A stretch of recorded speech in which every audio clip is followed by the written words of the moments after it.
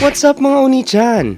Ang pag-uusapan natin ngayon ay tungkol sa manga series na Undead Unluck, kung saan merong isang immortal na naghahanap ng paraan upang patayin ang kanyang sarili at isang babaeng nagbibigay ng malas. So, simulan na natin ang video. Pero bago tayo magsimula, shoutout nga pala sa mga Senpai tier members natin. Salamat sa solid yung suporta. At siya nga pala, kung mahilig ka naman sa mga manhwa, pwede kang manood sa isa pa naming channel na Oni-chan Tagalog Manhwa. Sa pagpapatuloy ng nakakapanabik na istorya ni Fuko at Andy sa kanilang quest na ma-achieve ang greatest death ever, dumako tayo sa pagpapaliwanag ni Fuko na yung unlock niya ay lagi nakakapatay ng mga tao. Yung guilt daw na dala nun ay sobrang nagpapabigat sa kanya. Hindi niya na daw ginustong mabuhay, ngunit meron siyang nakilalang undead na in-embrace ang kanyang unlock. Nung una ay hindi niya ginustong makisama dito, ngunit na-realize niya na kapag kasama niya ito ay mas nagiging confident siya na para bang kaya niyang magpatuloy sa buhay ng mas matagal pa. At least yun daw yung iniisip niya. Sa sumunod na eksena, nasa isang eskinita silang dalawa. Bakit daw sila nauwi sa ganun? Pinaliwanag ni Andy na kung magsimula silang magyugyugan ay lalabas ang mas malaking stroke of unluck. Yung meteorite daw nung nakaraan ay napakaangas. Kung ang isang kiss daw ay ganun na yung ginagawa, paano pa kaya kung nag-exercise sila sa gabi? Let's strike while the iron is hot, ika ni Andy.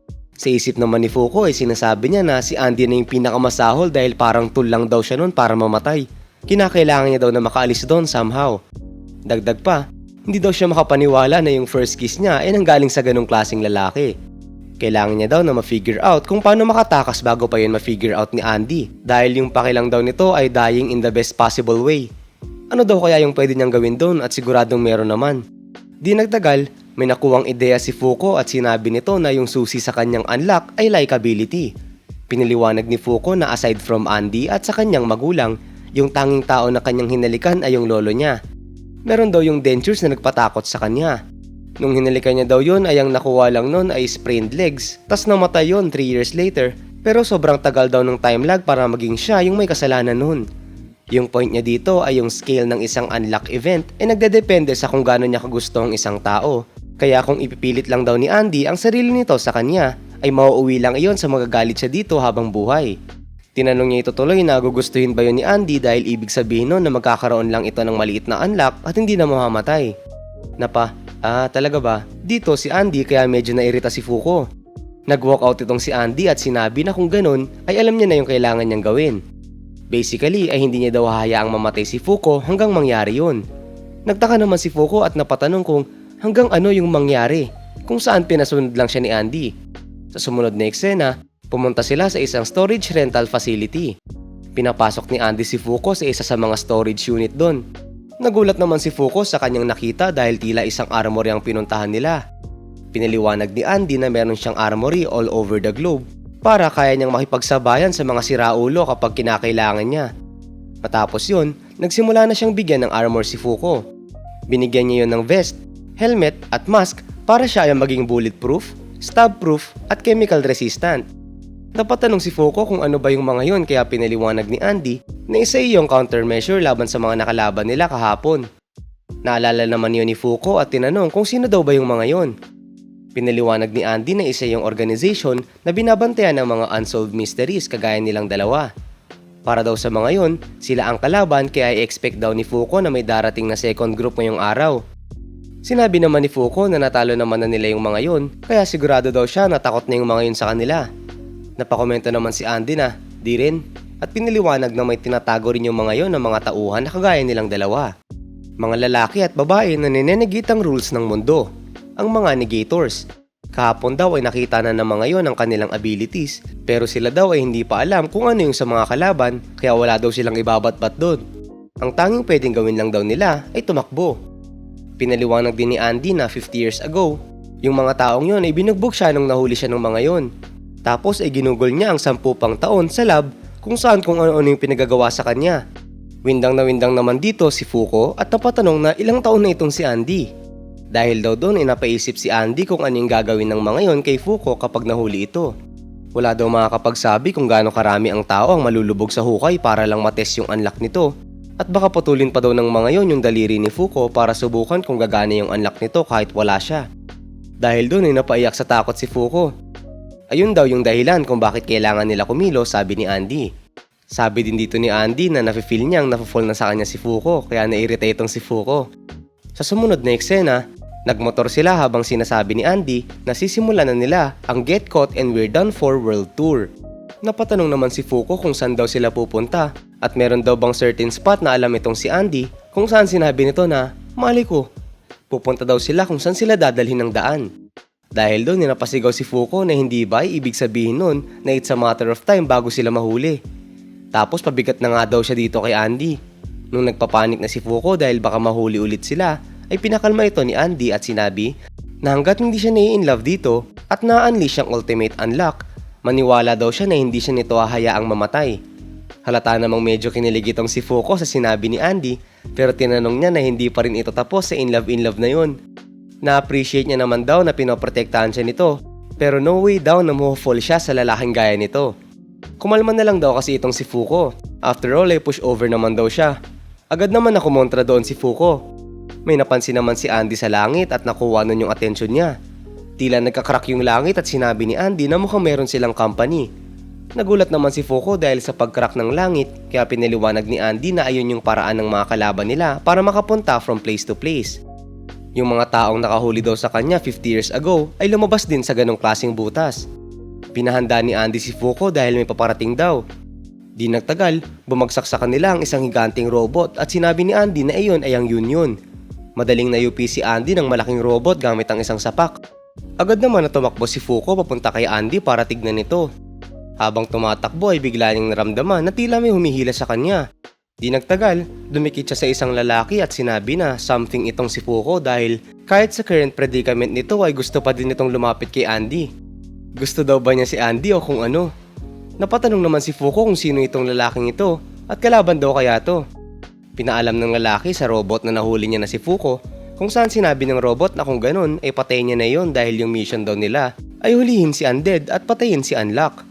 Sinabi naman ng lalaki na gusto niya pang makipag-usap ng onti kay Fuko at agad na tinanong nito si Fuko kung ilang taon na siya, ano daw mga gusto niya at sino yung type niya. Napakomento naman yung robot na isang love-struck lunatic talaga yung lalaki. Bigla namang tumalon ang nakalahating Andy at humandang umatake. Naangasa naman yung malanding lalaki habang chinicheer naman ni Fuko si Andy. Nung i-swing na ni Andy yung katana niya, ay napatigil siya mid-air at tuluyang bumagsak. Nagulat naman si Fuko dahil biglang tumigil si Andy kaya pinagsuspetsyahan nito si love-struck lunatic pero sinabi lang nun na hindi siya yung may kagagawa nun. Nairita dito si Fuko at sinabi ng lalaki na seryoso ito na hindi siya yung gumawa nun. Sa isip ni Andy, sinasabi niya na hindi makagalaw yung buong katawan niya. Agad naman siyang sinapak ng robot papalayo kaya napatalsik siya. Tumalbog to sa harapan ni Fuko kaya nag-alala si Fuko dito. Ngayon daw ay nakakagalaw na si Andy, kaya yung rason daw ng pag-freeze ng kanyang katawan ay hindi dahil namanhid yung nerves niya at sa kanyang ruptured muscles. Dahil doon in-realize niya na yung robot yung may kagagawa nun. Bigla namang sumigaw si Fuko at tinuro yung lalaking malandi at sinabi na iyon yung pumipigil sa paggalaw nila kaya i-focus daw ni Andy yung atake nito doon. Nagraso naman yung lalaki na nagagalaw nga ni Fuko yung kamay niya kung saan sinabi naman ni Fuko na pero hindi niya nagagalaw yung legs niya. Sabi naman ng lalaki na then hindi sila related. Piniliwanag naman ni Andy na yung mga nakakaharap nila ngayon ay parehong one target immobilizing negators.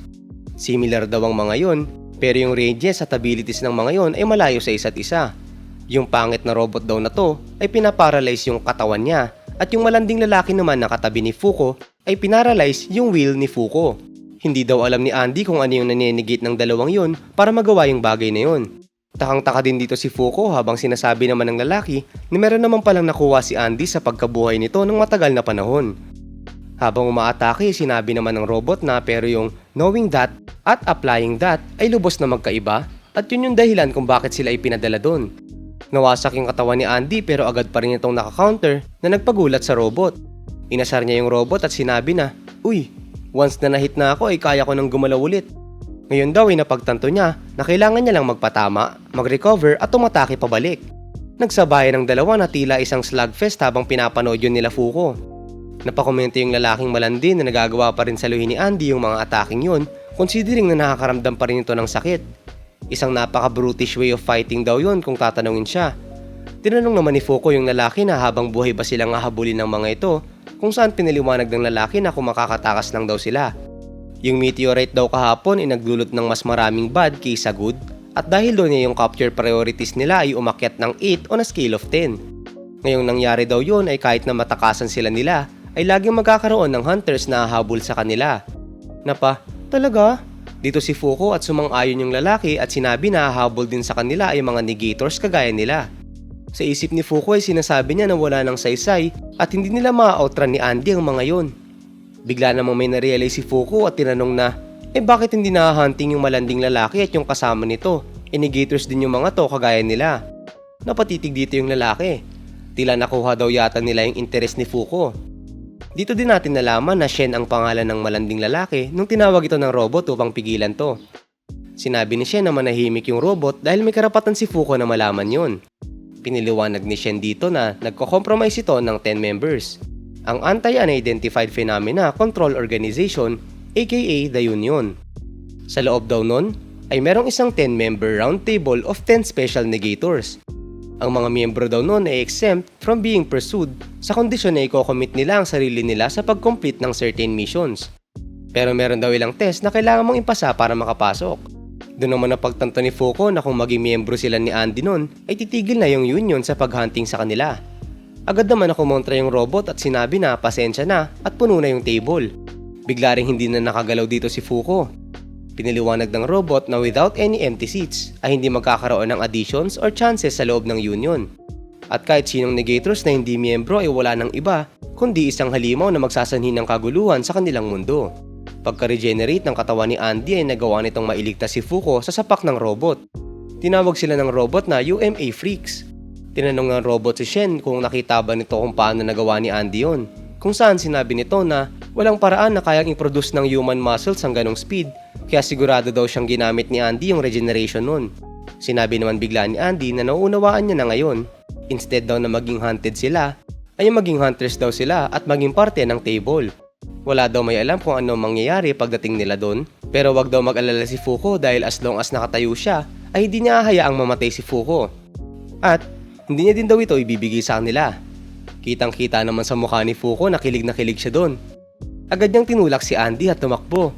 Nagkomento yung robot na hinawakan ni Fuko si Andy, pero sinabi naman ni Shen na maliit na area lang naman daw yung hinawakan nun at napakasaglit lang kaya dapat daw hindi ganun kalaki yung unlock doon. Matapos makalayo ay biglang sumigaw si Fuko na sa tingin niya ay darating ang isang malaking unlock at nag-alat sundere ito at sinabi ang famous line na, "Pero hindi yun dahil in love ako sa'yo o kung ano." Gusto lang daw niya si Andy out of gratitude. Grateful daw siya sa pagprotekta ni Andy sa kanya, ganun. Pero kung iniisip daw ni Andy na gagana yung mga shoujo manga tricks gaya ng pagbuwat sa kanya o paghawak sa kanyang baba, ay ibang bagay ang darating para dito. Habang kitang-kita naman na nai-inlove siya kay Andy, ay sumigaw ito na hindi siya nauhulog dito. Habang nagsasalita si Fuko ay may napansin sila Andy na paparating kaya napalingon sila sa kanilang itaas. Ipinakita dito ang isang malaking fuel truck na pabagsak sa kanila dahil tumama ito sa isang rampa. Sa huli, ine-expect ni Andy na ma-open na ang dalawang seats ng table at malalagyan na ang dalawang libingan. At dyan nagtatapos ang video ito. Sa tingin nyo, makakasurvive kaya yung dalawang kalaban dito? Ano kaya yung gagawin ng mga tiga-union upang pigilan ng fuel truck na yun? Write your comments down below. Kung gusto mo pa ng iba pang anime at manga reviews, huwag kalimutang mag-like and subscribe para maging updated ka sa mga susunod na bagong videos. At kung gusto mo mapanood ang lahat ng mga anime series na nire-release namin, ay check mo lang sa playlist tab on the YT app. Oni-chan?